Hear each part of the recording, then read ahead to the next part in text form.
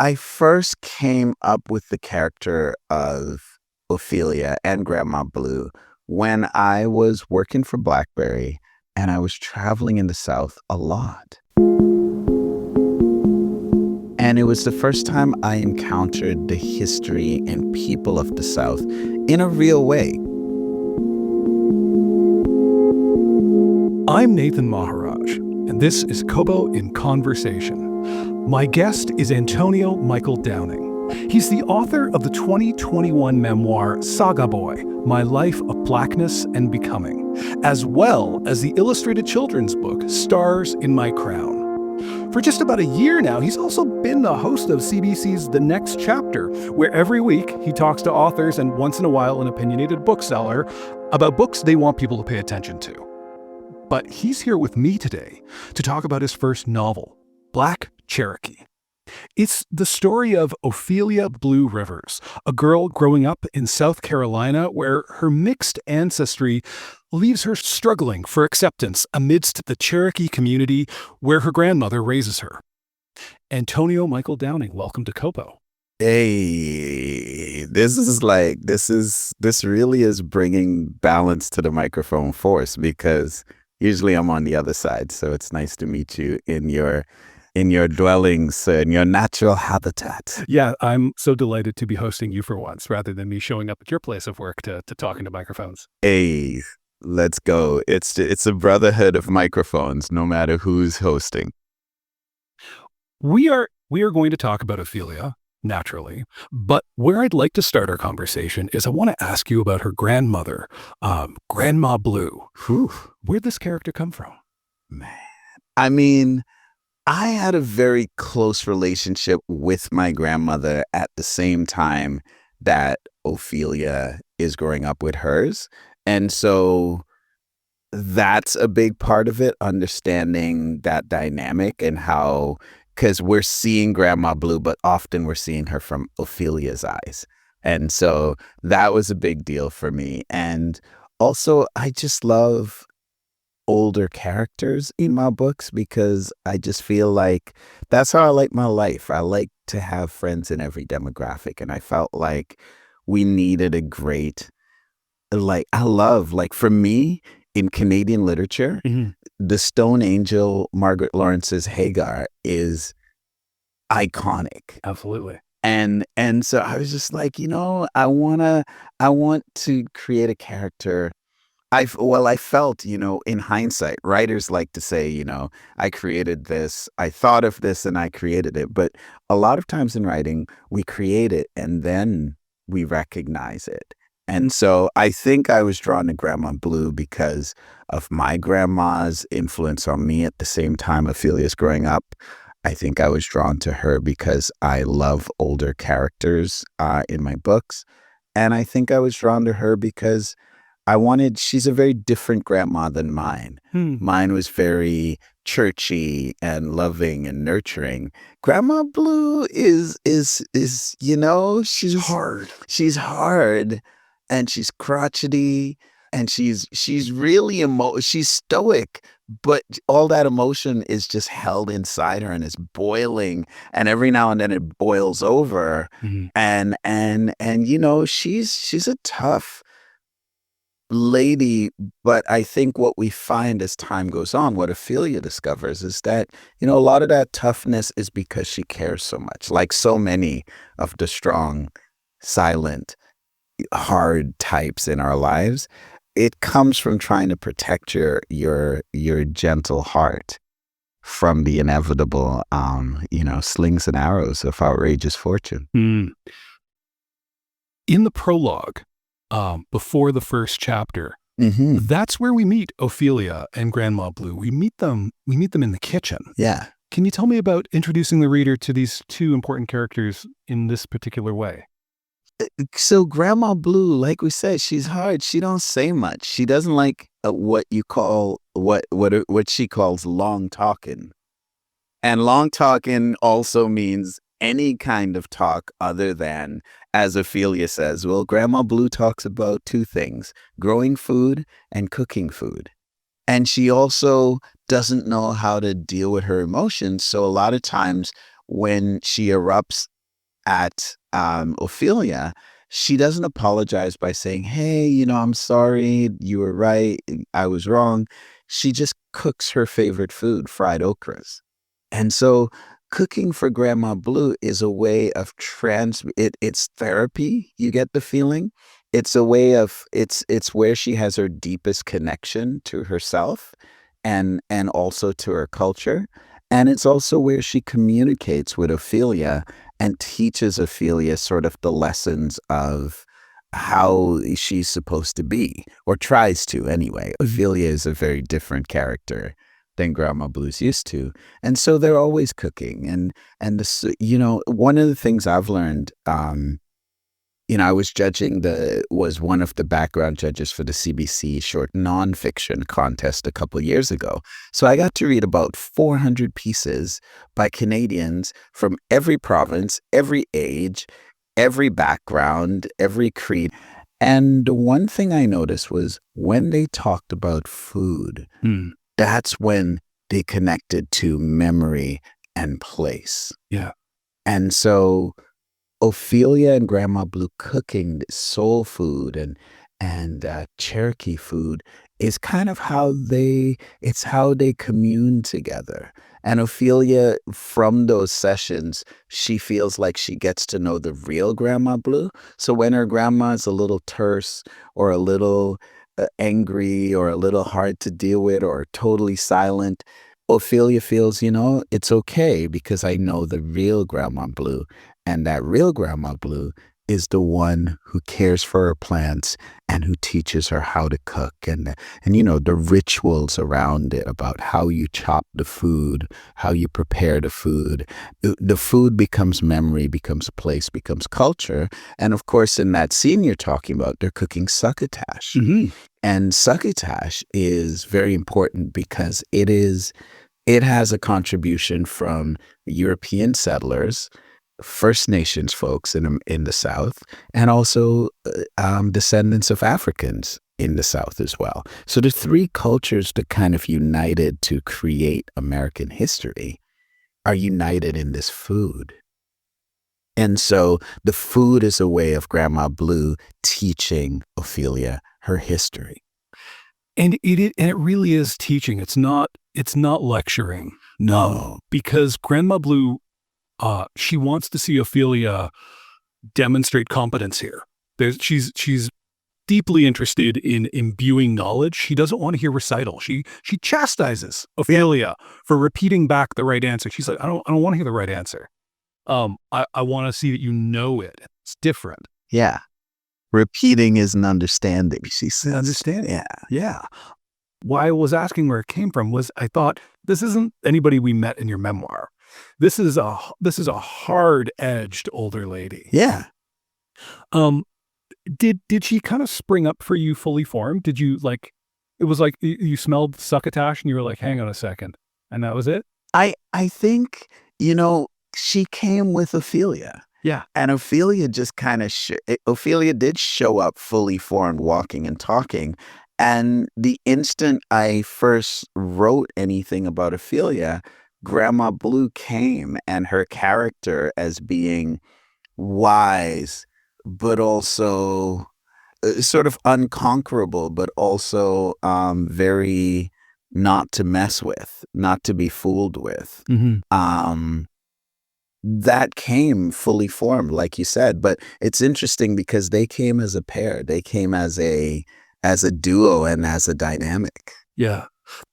That is such an interesting dynamic too, in the conception of a character, because it does make me think of, as we think of ourselves as individuals, but we're so not. We are so who raised us, who taught us, whether we're conscious of that or not. Yeah, most definitely. And I think, I can see why those characters appeal to me, but I can also see how they're very different than anything that I've ever that's ever come out of my head onto the page. Yeah.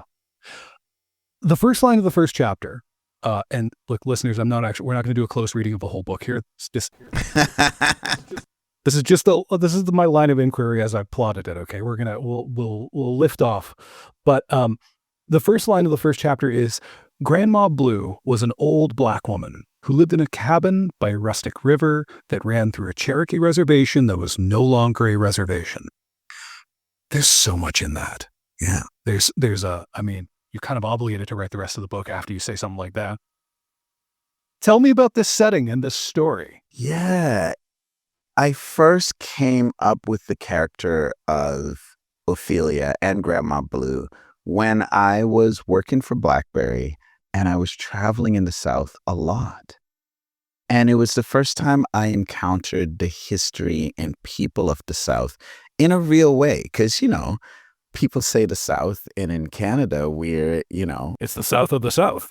right. Yeah. So we are twice removed. Yeah. And so I was really inspired by the landscape of the South, by the people of the South, by the history of the South, by the mannerisms of the South. I was just enraptured by it because it felt to me as if history was permeating everyone's life. Like history was a living thing that everyone was engaging with on this everyday basis. But no one really, it wasn't fully conscious. So I felt in the landscape and the people and the manners and the culture, history was alive and talking to us. And that's where Ophelia and Grandma Blue came out of. So so to expand saying that they came together, it was really a triptych of them and the landscape. So they came together in that landscape. And then it took me time to figure out, I reverse engineered it. So it came from, what Martin Amis, the now deceased British novelist, calls a throb. Vladimir Nabokov says this as well. It's a throb, Yeah. right? It's an intuition towards something. That's what the character is. And then you have to go figure it out. And so I knew that they were mixed ancestry. And the more I dug into the history of the Southeast, it kind of took over until the book very much became about that history. And the stakes are this, the five, what are known as the 5 civilized tribes. Mm-hmm. Not everyone likes that name, but it's a way of identifying them. And they were the indigenous tribes in the Southeast. And basically, the Indian Removal Act that Andrew Jackson passed in 1832, which led to the Trail of Tears, which are these 5 tribes moving to the Oklahoma western lands that they had set aside for them, and all the misery that came with that. Well, they had slaves. Not everyone, but the more wealthy people in these tribes, so we're talking the Cherokee, the Chickasaw, the Creek, the Choctaw, and the Seminole, they had slaves because they were living in that time where the white hierarchy, that was how wealthy people were in the South, Right. according to the European hierarchy. So they adopted it. And then on the Trail of Tears, they took the slaves because, of course, they were portable wealth. Right. Right. So if you're being forced to leave your land, You take what you can carry and what will walk. Well, money that can carry itself. Yeah. Right. Essentially, that's what they were. I mean, they were also human beings. And so this is a little known history. Mm-hmm. And it comes on a fault line of sort of Black Indigenous solidarity and that relationship, which can be of great allyship, but also fraught with also lateral violence. And so these folks have never been, they're called the freedmen, and they've never been accepted until 2019. The Cherokee, the one nation, accepted them as full citizens, but the other 4 have not yet done so. So it's an ongoing struggle. So Ophelia is born into this world where she's born to a Black lady on a Cherokee reservation, and things get interesting. Yeah. I mean, it is, as you say, fraught. Yeah. Yeah. It seems also so daunting as a subject matter. Does it? It seems a little complex, Antonio Michael. You know, it's Well, I mean, let's be real. I think what you really mean to say, don't make me put words in your mouth, but I don't think it's complex. I think it's fraught because I am neither Cherokee nor American nor part of that milieu. And so it's daunting because, in 2025, we're not writing books to take from indigenous people or to steal indigenous people's stories or black people's stories. We're right. So first of all, you better get it right. yeah. And that's so it's daunting, but it's not complex. I mean, what it is you've got to, like I did, I spoke to, there are, five or six recognized authorities on the Black Freedmen history. And I've had some contact with all of them in the process, many, many books read. The Cherokee Language Project online, I interacted quite a bit. And now I'm even in touch with the Black Cherokee Freedmen Association in Oklahoma. So um, that's the hard part. Yeah. The hard part is, look, you got to get this right, and you've got to honor the people who have been through the struggle, and listen to them and take into and really really understand what the waters you're wading into. So, for me, I think what I'm learning about myself is that I'm a bit of a historian. Like, my brain thinks in terms of history. So I love reading the background reading. I love doing I love studying the language. I love exploring that. But let's not forget, at its core, I'm an artist. And so what this is really about is loyalty to my characters. My characters led me there. And so a lot of it was about doing right by them, as well as honoring the history and the people that we're talking about. So yeah, again, I don't not complex. It's pretty simple, but not easy either. You mentioned wading into waters, which I'm going to take as my segue into the community of Etsy, and it's this riverside community. Tell me about this place where Grandma Blue is an institution, Yeah. and where Ophelia grows up. Well, when Ophelia is born in December 1986, Etsy is a reservation that has come about by some weird circumstance. There's a history there where basically some people they tricked the federal government. And basically, the federal government said, "Hey, you're not allowed to buy land in this side of the Mississippi anymore." But the tribe managed a way around it, and basically, this tribe has been living in this area for hundreds of years at a bend in a river in rural South Carolina. And this community has been there for quite some time. And it's a community of families, right? So there are families that have been there and they've been relating to each other for quite some time. After the Emancipation Proclamation, where the slaves were freed, they became freedmen. And this community decided, hey, you know what? We're all going to live together because we've always lived together. But we're going to kind of have an unacknowledged rule that the blacks will stay with the blacks, and the indigenous will stay with the indigenous. Of course, they're not successful in doing that.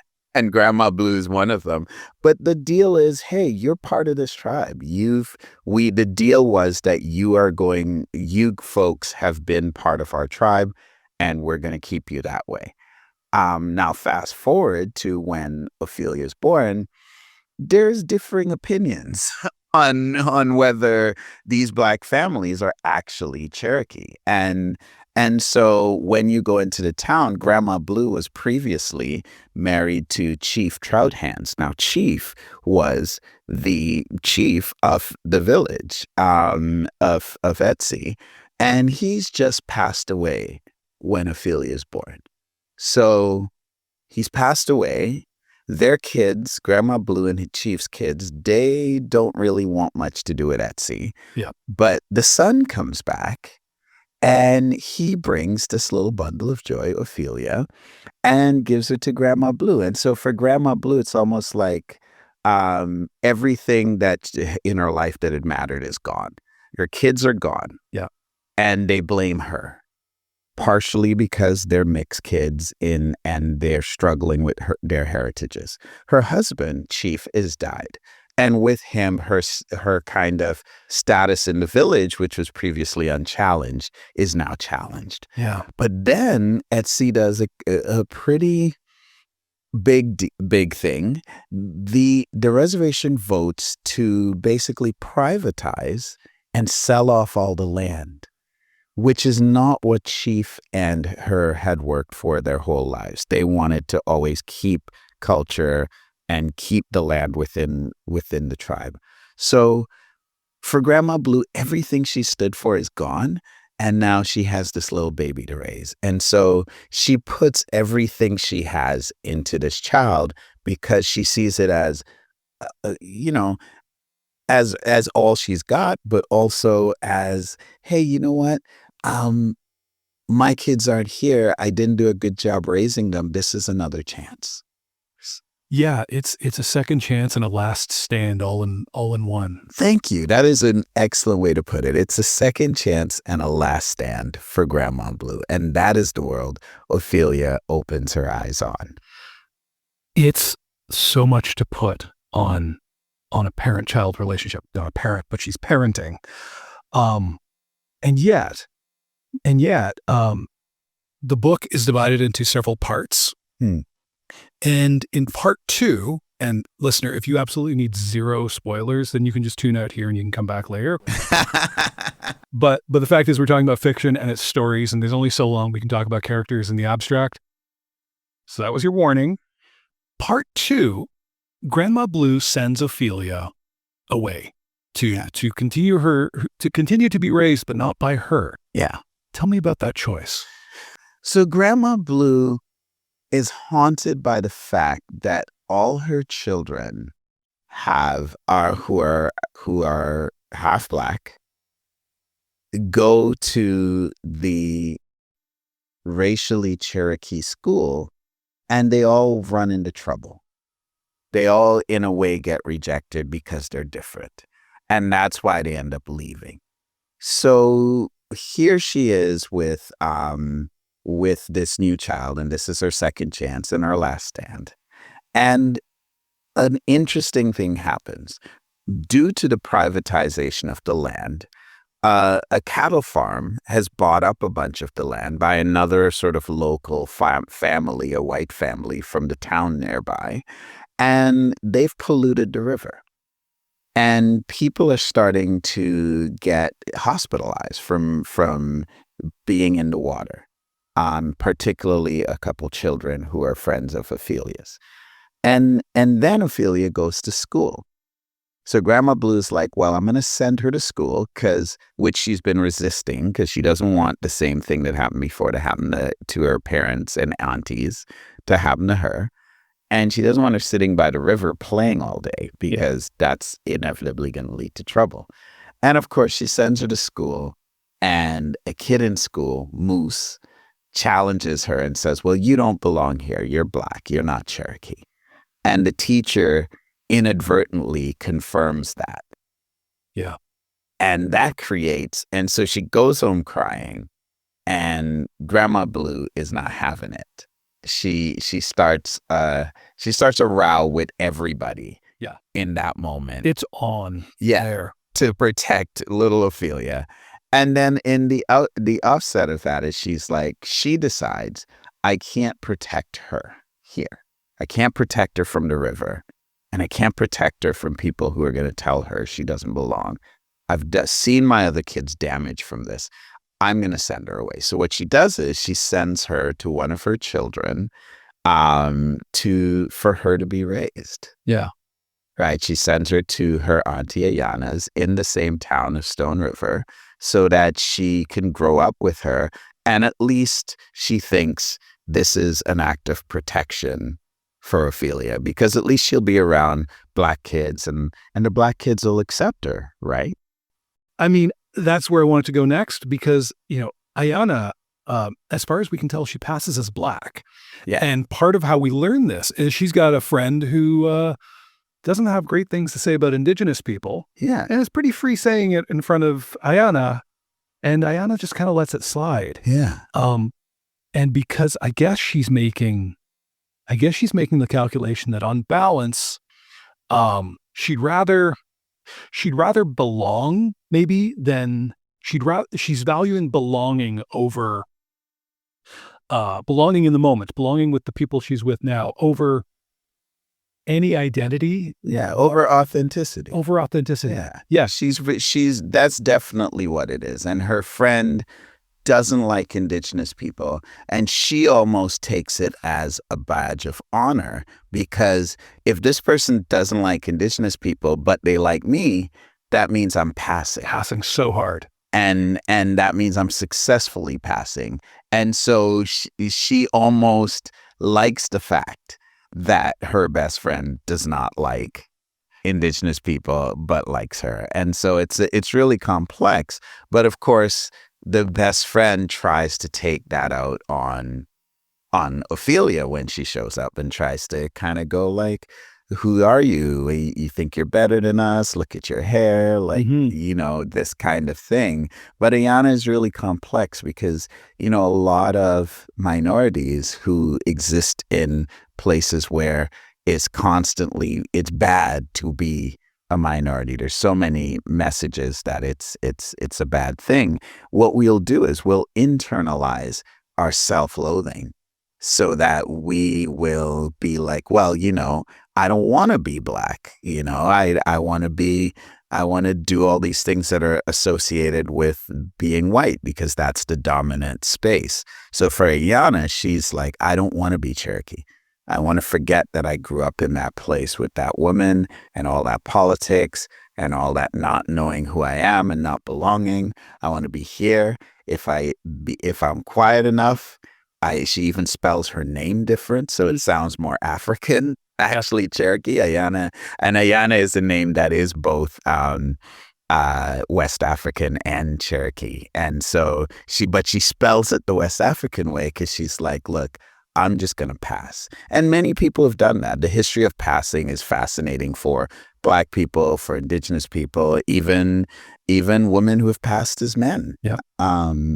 Because to get some of the social benefits. So she's a tragic figure in that way, Ayana. Well, I mean, I related to it. I'm a mixed race person who passes as white.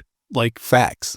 And when Ayana just kind of let that slide, I thought once I was judging her, and then it pretty much snapped into judging myself because I've been there, and that's a tough calculation where you're like, do I want to rock the boat or to carry on downstream? Yeah, and I mean, we're all in our ways trying to make life easy for ourselves, and sometimes, keeping it real and authentic is not to our benefit.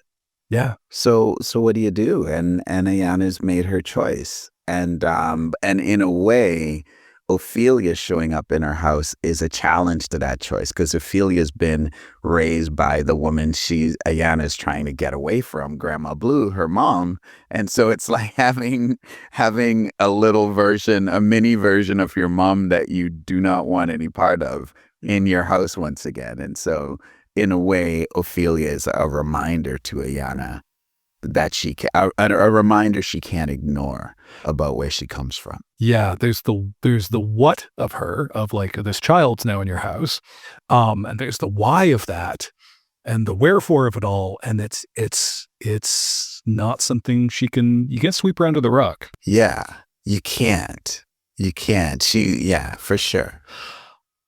I'm going to continue along my wish not to spoil things, but we spoiling, folks. I want to ask you about part of the book while Ophelia is in the care of Ayana, when she discovers church. Praise Jesus. Amen. Ophelia seems to want, nothing more than to belong, right? She thinks she might have found her place in church. Mm-hmm. She says it feels like family. He says that explicitly. And like, this is, again, listeners, if you made it this far, you still haven't read the whole book. Now you got to pause for real now. Okay, you paused. You're not here anymore. Great. I wanted to ask you about this detour because it is a detour through church. It's where she goes, but it's not where she ends up. Yeah. Well, I think um, it's a natural, if you're in the South and you're trying to explore your Black identity, church is not a detour. Church is the destination because so much of the culture and society of Black folks, especially in the South, in America, runs through the church. And so this is her, rejected from the Cherokee folks. And so she's basically got to go get in where she fits in over here. But it's also very alien to her because she didn't grow up in being Black. Hmm. Right. And that's an interesting thing. Like you talk about being Indian or having this mix of things and then having to live it out. I remember my friend Eternity Martis book, they said this would be fun. Yes. Where she is part Pakistani, part Jamaican, but she's not really connected to her Caribbean side. So she grows up and they treat her just like another one of the girls in this big Pakistani family. And then she goes to the University of Western Ontario in London, Ontario, and suddenly everyone's calling her Black. Yeah, out of nowhere. Out of nowhere, right? And she's got to, whoa, wait a minute. Because, like you say, her appearance, like yours, doesn't signal the heritages that she contains. And so Ophelia's the same. Suddenly, everyone thinks of her as being, a light-skinned Black girl with nice hair, with the good hair, as they say. Yeah. But she doesn't really know how to be as a Black person. And so church is the first place she finds to really absorb the music, the dance, the culture, the dressing, the sense of community. And at first, she loves it because the Black church in America and beyond in the Caribbean as well contributes tremendous amounts to the life and society of Black folks. But it comes with some there's some soft criticisms of things that come with the church. And of course, Ophelia encounters these where there's hypocrisy and there's a judginess and a self-righteousness. And there's a lot of sexual sort of like among the preteens, like innuendo and games. And, if you grow up in the church, Yes. you know that stuff happens. Yeah. But no one ever really talks about it. Which means you don't get to see it at a distance. You don't get to see it at a distance. And of course, sadly, there's a lot of sexual abuse in churches, not just Catholic churches. This actually happens in a lot of Protestant denominations, Black and white and all types. And unfortunately, it's often covered up because it's hard, when you're in an institution that's supposed to be leading morally. Yeah.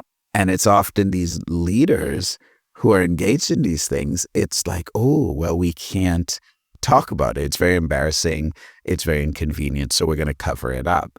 And this is also an aspect of the church. And so Ophelia kind of does a full tour through all the great things about the Black church. And then she encounters some of the negative things. And eventually she's basically run out of the church. And she leaves very disappointed in losing what she thought was her new family, her church family. One of the things that struck me about when that episode came to a close for her was I thought how hard it must be for somebody like her who seems to be seeking family. She's hungering for it, but she doesn't have a great model to work from. She's got this stern old lady who loved her, but in a very idiosyncratic way that she is unlikely to find out in the world. And and then and Ayana kind of inherits her as a duty. She doesn't have a great sense of what family feels like, so she's kind of in the dark about all of that. Yeah. Yeah, she comes from a family that is shattered by the legacies of those heritages they carry.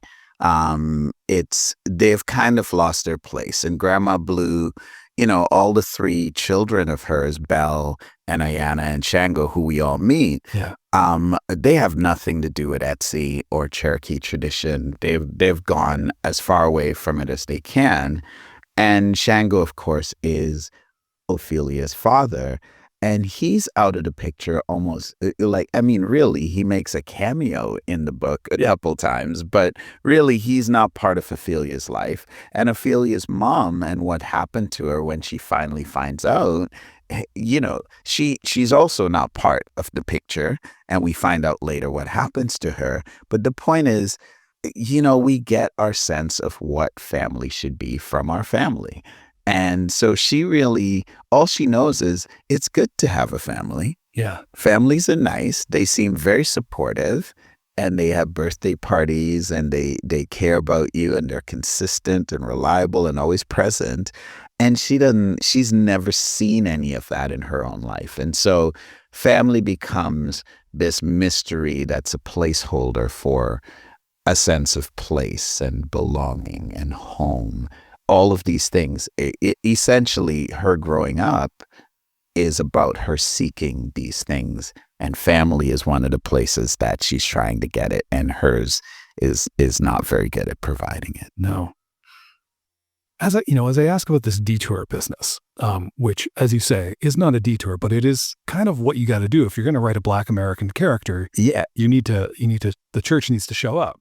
I mean, I would say not that the church needs to show up, but if you were to explore Southern Black identity, you would have to at least at some point pass through a church. A church is a really great way to explore what growing up Black in the South means, because you have a lot of, it's an institution that it has community, it has culture, it has the singing and the music it's got all the things. And so it's helpful for that. Yeah, I guess it's the same thing. Yeah, the church does have to show up. Okay. I take it back. No, that was a juicy footnote. But I wondered how much more of her story did you have figured out before you sat down to write it? Or are you the type of writer that sat at the keyboard and thought, okay, Ophelia, what's happening for the next few hundred words? I wrote uh 25 drafts of this novel. So and some of that has become another novel which I'm now finishing. But but still, that's a lot of drafts. And so I would say that I'm what we call a pantser. I'm somebody who is fly by the seat of my pants. This is in opposition to a plotter. He has the rights to fill out, to meet their outline. Exactly. And so what I like to do is first draft, we're using a pen and paper. And what I've started to do is buy really beautiful leather bound, like something that's an artifact. It's gonna outlive both of us. And I will write the first draft by hand in that. And I generally want to have an outline, but I'm not religious about following it. And I'm not and I'm gonna detour wherever the characters take me. So a lot of times, characters are like cussing. I'm like, look, I'm trying to get this Toni Morrison money. Stop cussing. But characters. I mean, one of the best things I've ever heard. I forget the author who said it, but the book has things it wants to be. And I would describe my process through those 25 drafts was taking my own ego out of the way and letting the characters speak to me and write the book that they want. Because that's hard. I finished Saga Boy. It got a lot of critical acclaim, and I'm like, okay, I got to prove that I'm a good writer. I got to prove that I'm a really good critically acclaimed writer. And so every page was dripping with me trying to prove. Right. Forgetting that the thing you're trying to prove is something you've already attained it. Like, it already happened. You did it. You wrote the book. You did the hardest thing. Yeah, and you don't prove it by trying to prove it. You prove it by listening to the book and letting the characters lead the way and being in tune with what they want. And now you've written a book that is powerful because of those deeper themes. And then you've proven it. Mhm. But I had to spend a lot of time taking my own ego out of the book and stripping it down. And the truth is, it's nothing like what I would have outlined even halfway through the process. It's grown into its own thing. And I kind of see that as my job. My job, I think of it, I used to go, I'm going to go work. I'm going to go write in the morning. I'm going to get up and I'm going to work on my book. And more what I came to see it as is as a gardener. Hmm. So we don't grow the plant, Yeah. right? We can tend the soil, we can repot it, we can prune it, we can water it, but we're not actually doing the growing. We are creating the conditions so that it is most likely to grow. And so I see working on the novel as gardening. And that sort of allowed me to shift my ego out of the way because it's not all on me. It's actually a thing that I am just tending and caring for. Hmm. And that way of looking at it really liberated me and saved the book. But also, I think it saved me a lot of stress because I was trying way too hard. In just coming back to the theme of family, because I wanted to ask you about this. In an interview on CBC's The Next Chapter, good show, by the way, you should listen to it. They got a new host. He's pretty good. The Next Chapter on CBC. That's the one. Okay. Yeah. Okay, I'll check it out. The new host is good. Okay. You said to Sheila Rogers, family is who shows up. I wanted to ask you, when did you learn that? Because that's not a thing that we're not born into that. We have to figure that out. Yeah, well, what Ophelia and I have in common is my family was very much all over the place, and I lived with aunties and grandma, and my father and mother were sort of. I think in Saga Boy, I say that my dad was a whisper that blew across my childhood. I and so for that reason, I think I've always been the type to. I always wanted to create family and togetherness. So I played team sports. That was a substitute family. I played in bands. When I could have been a solo musician, that was a substitute family. Even in university, I was reminded the other day about how in my first year, I had an open door policy at my condo, which was very close to campus. And I would collect strays and I would just say, here's my address. The door's always open. Just drop by anytime. And so I created a group of people who are looking for community because and that was a surrogate family. And so what I learned over time is that, and big up to my mom and dad. I love them. And they've had, when I wrote Saga Boy and I went back and looked at their journey, I had a lot of compassion for the fact that, they did the best they could. But the truth is, in my life, they haven't been able to be present. And so I was always seeking these surrogate families or these alternate families. And over time, it was really hard for me. Like my high school basketball coach was a real father figure for me. He still is. Him and his wife are paternal and maternal. That energy is what they bring. It took me a long time to accept it from them. Because no, that's not your job. I'm waiting to get it from, my father and my mother. Yeah. And they're never going to show up and give it to me in that way that I need it. But these people are.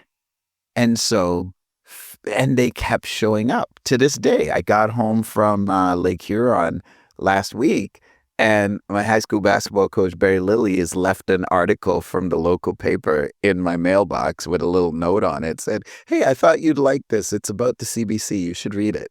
And and so that kind of attention is where I came to the conclusion that, hey, family is who shows up. Yeah. And one of my favorite Oasis lines is, "'Cause my family don't seem so familiar, and my enemies all know my name." So sometimes family is not who you were supposed to get that love and care from.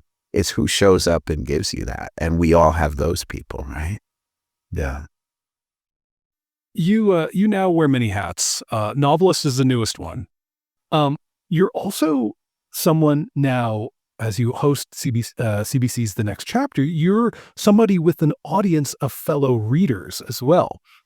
And I have to ask, because you've asked me this plenty. Uh-oh. What are you reading lately? How do books get onto your radar? Hoisted on my own petard. Um, Lots of ways. Like I am literally, and I do this with music as well, I'm always looking for new things to read. I have way more books than I probably am finally at that. I don't know what they call it, but it needs a name. Here's the thing. I have so many books that even if I were to read every single one of them, I will die before I finish reading. Yep. That's a threshold that requires naming. But I think I finally hit that. But that doesn't stop me. I'm always looking for new books. And so, and I read, I read the papers, the arts and literature section. I'm always online. I follow a lot of book influencers. I listen to book podcasts like this one we're doing right now. And also I'm always out talking to writers. Like this fall, I will be at almost every literary festival in Canada this fall.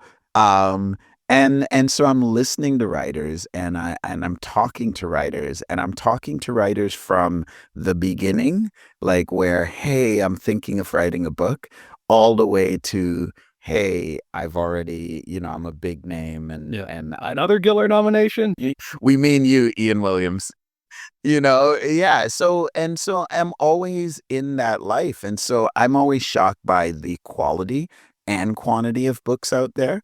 And yeah, a lot of times when I do talks, I'll just tell two writers, I'll be like, hey, email me, send me what you got. And of course, since I've been working at the CBC hosting The Next Chapter, folks just send me books. Like the publishers send me books. Other people just send me books. And I'm here for it. I'm here for it. Like I cannot read everything, but I am an equal opportunity reader where you could hand me a book on the side of the road and I'll give it just as much attention as James Joyce Ulysses, which I just finished. So yeah. I was glad to give Black Cherokee my attention. Thank you for joining us, Antonio Michael. Hey, my pleasure. This has been a great role reversal, Nathan Maharaj. It's always fun to talk to you, sir.